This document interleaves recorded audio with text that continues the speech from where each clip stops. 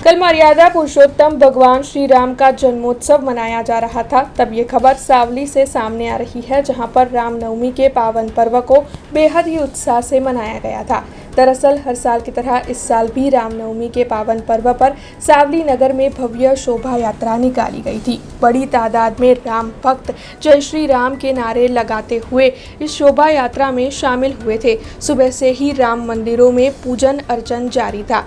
तब आपको बता दें कि डीजे के ताल पर भव्य शोभा यात्रा सावली में धर्म रक्षा समिति की ओर से निकाली गई थी और साथ ही भगवान श्री राम की शोभा यात्रा सावली के मुख्य मार्गों पर घूमते हुए सावली के मशहूर भीमनाथ महादेव मंदिर पहुंची थी, जहां पर पूजा अर्चना के बाद शोभा यात्रा को पूर्ण करवाया गया था। आपको ये भी बता दें कि भव्य आतिशबाजी भी हुई थी और साथ ही कोई अघटित घटना ना घटे, इसीलिए शोभा यात्रा के दौरान पुलिस का कड़ा बंदोबस्त भी तैनात देखने मिला था। आज रोज प्रभु श्री रामना जन्मोत्सव निमित्ते सावलीમાં 5મી શોભાયાત્રાનું આયોજન કર્યું હતું। તેમાં ખૂબ મોટી સંખ્યામાં હજારોની સંખ્યામાં ભાવિક ભક્તો જોડાયા હતા।